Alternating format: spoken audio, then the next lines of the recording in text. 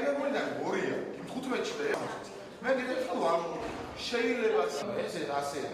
ან ამათ რეაგირება უნდა ყოფნის ამას რა ქვია? გავადი.